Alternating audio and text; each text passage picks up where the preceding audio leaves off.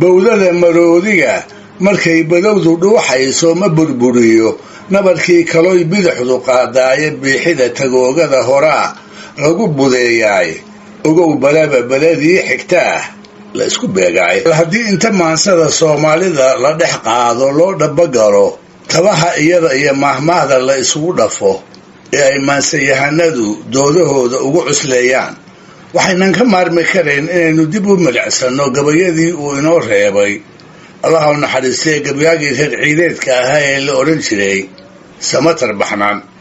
aan haddaba idiin soo gudbiyo qayb ka mida mar walba maansadiisa ay murtidu ku shaqlan tahay aana idinku jalbeebiyo sida quruxda badan ee tixihiisa qaarkood uu ugu adeegsaday laba maahmaahood oo ay soomaalidu aad u taqaan midda koowaadi waa tii ahayd bowdya rageed midba maalin qaawan oo ah maahmaahayna baraysa inay dunidu meerta tahay oo jabka iyo laalaadku aanay ninna si gaara ugu xukunayn barwaaqada iyo baraaraha joogtada ahayna aanay mid kale u qorayn maanta qofka ladani berri iskuma hubi karo haatan kii laalaadana ha u malayn sidiisaas inuu ku waari doono sidaa darteed waxaa habboon inaan marnaba waayaha la isa siin oo kii markaa baraaro joogaa uu kan tabaalaysan u gurmado dhulkana uu ka qaado hase ahaatee inkastoo ay taasi jirto aadna mooddo inay tahay waayo aragnimo runnimadeeda uu aadanuhu sabaanno hore ka faraxashay haddana lama waayo dadka qaar iska dhagatira oo u maamusha sidii iyagoo samaan iyo badbaado joogto ah wareegga ayaamaha kula ballansan maansayahanada soomaaliduna in badan bay maansooyinkooda fikraddaas kaga hadleen iyagoo ugu dardaar warinaya calooshilla ciyaarka sareedada uu maalintaa haysto go'aamadiisa oo idil ku saleeya dabadeedna intuu kibirtaabto qaraabada jilicsan iyo dadka liita aan u gargaarine ku tunta haddii uusan ku tumanna is-ilowsiiya amaba goomoodhi ku garamara allaha u naxariistee duqii maansayahanada soomaaliyeed sayid maxamed cabdilla xasan ayaa ka mid ahaa raggii gebyi ogaa ee goor hore inagu wargeliyey isku hadlaynta wareegga ayaamuhu inay doqoniino un tahay tudcyo ku jiray gabayadiisa midkood ayuu sayidku ku bilaabay cirkaan di'in abaar daaliyaa dunida oo qiiqday dayax ururta daariga ka maray dirirka oo liiqay marunbaa daruuraha cusayb soo dibbiriyaaye dayraanka curashaa ku xigi daacigiisabane marunbuu darooraa intuu daadka soo rogo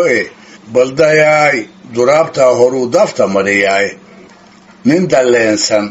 inuu duukhayay doqontu moodaaye inkastuu duqaaraha kan dhacay dulugla cayroobo ha u dayrin deeqii alluu dooc ka sugayaaye gabyaagii isna murtidhaariga ahaa ee ay sayidka isku xilli noolaayeen isku gadana ahaayeen lana odhan jiray qamaan bulxan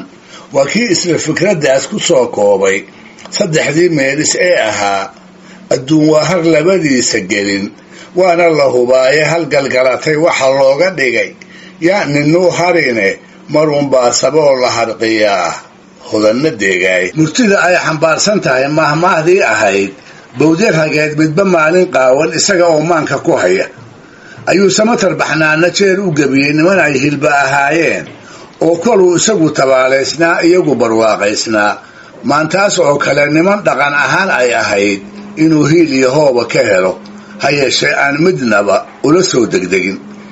dabadeedna nabsiga intuu fadhiga ka kiciyey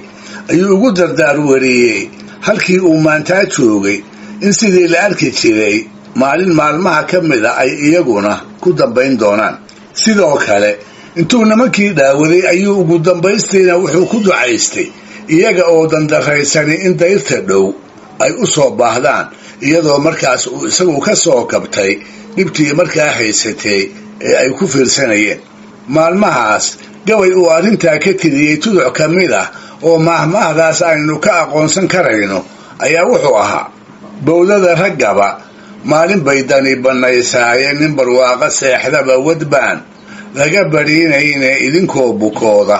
iyo anoo baarax nabadeeda oo aan bogsaday shuushku waa naga baxayaaye oo ay barraani u kulmaan beliya raaskiinnu rabbi waxaan ka beegsanahayaa biligta dayreed. mahmaada labaadi waa tii ahayd lafa maroodi iyagaa la isku jabiyaa, oo loola jeedo maalinta si uun la isu hayo laba safna la noqdo, qofba qofka u dhigmi kara ayaa lagu beegaa. waxaa kaloo suuragal ah ayna u badan tahay in loola jeedo qofba qofkii uu xigo ayaa laga horgeeyaa si labadooda mooyaane ay dadka inta kale u badbaado. gabayadiisa midkood xilligii uu Samatar mahmaahda u adeegsanayay waxaa Buuhoodle iyo agagaarkiisa ka aloosnayd colaad maanso oo la isku ilka beelay, hal abuuradii reer ciideedka ahaa intoodii badnaydna ay ka qayb qaateen. waxay ahayd horaantii sanadihii 60nadii qarnigii aynu soo dhaafnay. labada dhinacna waxaa kala hogaaminayay oo hortii ay eedu dhex martay allaha u wada naxariistee labadii gabyaa ee lagu kala magacaabi jiray aadan yuusuf axmed oo aadan carab loo yiqiin iyo cumar cigaal oo midkood walba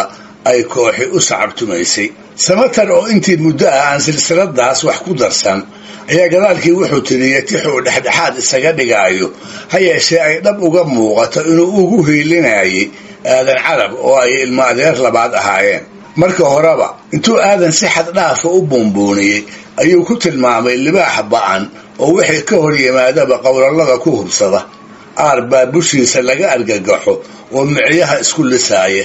libaax laga wada giigay oo Buuhoodle oo idin looga cararay. aar isaga Samatara mooye cid kale oo u babac dhigi kartaa aanay jirin. maanseyahanadii ay ishayeen intuu u bajiyo oo weliba biira ku wada sheego ayuu haddana kula talinayaa aarkaa hamaansaday inay naftooda kala baxsadaanoo isaga oo qura ayuunbaa u bareeri karee ay labadooda isu daayaan. arrintaas gabaygii uu ka tiriyey qayb ka mid ahayd oo mahmaahdii lafa maroodi iyagaa la isku jabiyaa uu ku mariimay ayuu ku yidhi: bawdada maroodiga markay badowdu dhuuxayso ma burburiyo, nabarkii kaloy bidixdu qaadaaye biixida tagoogada horaa lagu budeeyaay, ogow balaba baladii xigtaah la isku beegaay. iyaduna jirta mahmaah si weyn uga dhex muuqata maansada Soomaalida, gaar ahaan tixaha uu gabyaagu waanada ula jeedo ee istaakulaynta ku saabsan. waa mahmaahdii ahayd gacmo wadajir bay wax ku gooyaan. sida ka muuqatana waxay dhiirigelinaysaa midnimada iyo in koox ahaan wax loo qabsado intii keli iyo nin tooxsi wax lagu qabsan lahaa. taasna waxaa gabayadiisa midkood si aad u qurux badan uga soo saaray murti ay Soomaalidu badiba taqaan oo allaha u naxariistay gabyaagii reer Burco ee la oran jiray Cabdilaahi Muuse uu tiriyey. isaga oo malaha rag uu dhalay amaba ay xigta ahaayeen waaninaya ayuu Cabdilaahi tiriyey gabay ujeedadiisa uu mahmaahdan tiirdhexaad uga dhigay. wuxuu yidhi: istaageerid bay laba gacmood tamar ku yeeshaane, tiska waxaa la qaadaa markay tiirisaa bidixe, hadday midigtu keli taagan tahay dahar ma goyseen.